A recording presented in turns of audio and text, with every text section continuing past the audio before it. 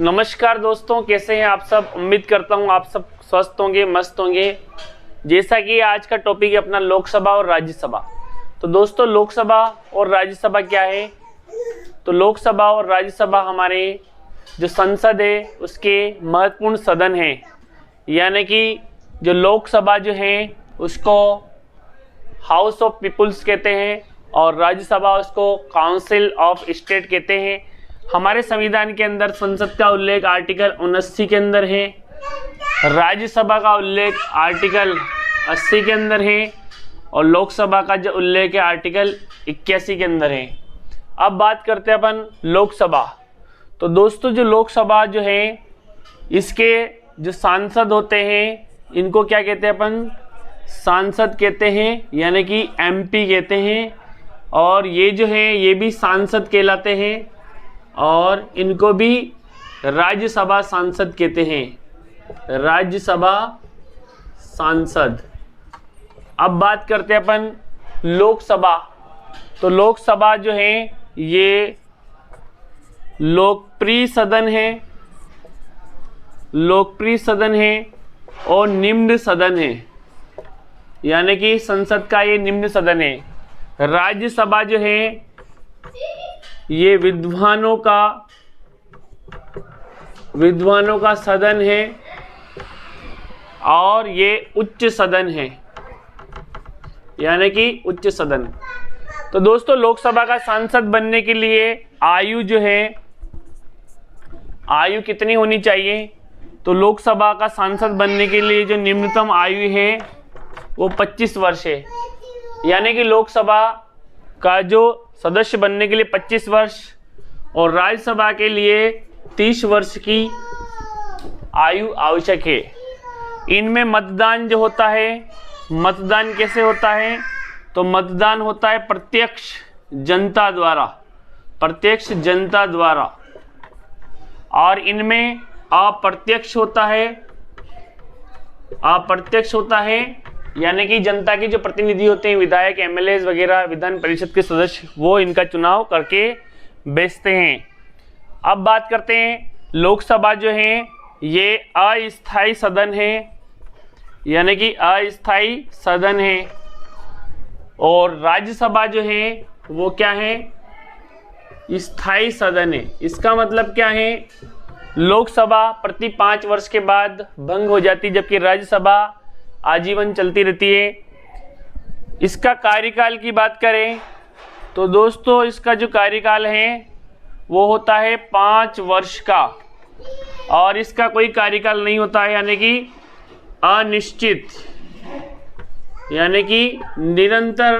राज्यसभा एक स्थायी सदन है, इसलिए इसका कोई कार्यकाल नहीं होता है। लोकसभा का जो अध्यक्ष जो होता है, इसका अध्यक्ष कौन होता है? तो दोस्तों, इसका जो अध्यक्ष होता है लोकसभा अध्यक्ष, जिसको स्पीकर भी कहते हैं। और राज्यसभा का जो अध्यक्ष होता है वो होता है दोस्तों उपराष्ट्रपति, यानी कि सभापति।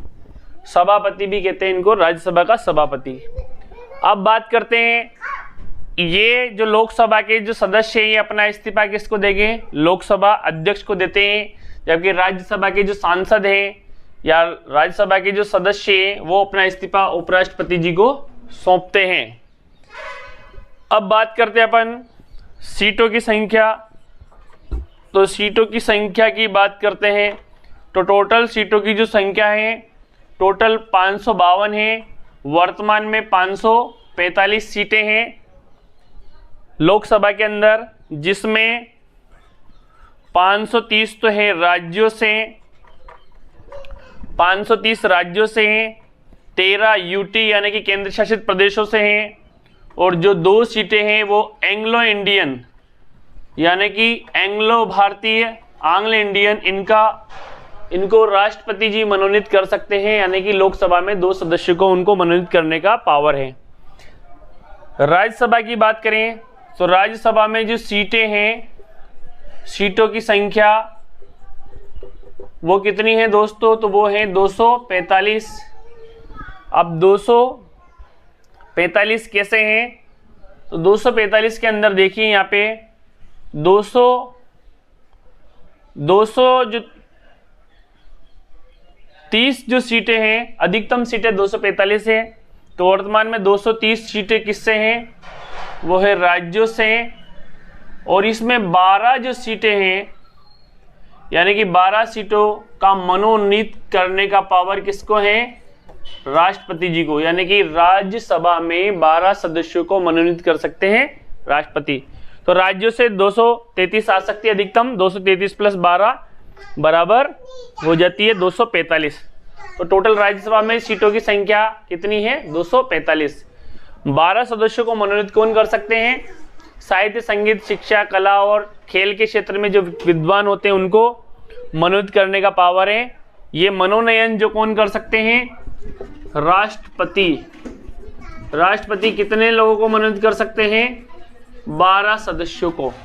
तो इस तरीके से एक बार और हम रिपीट कर देते हैं।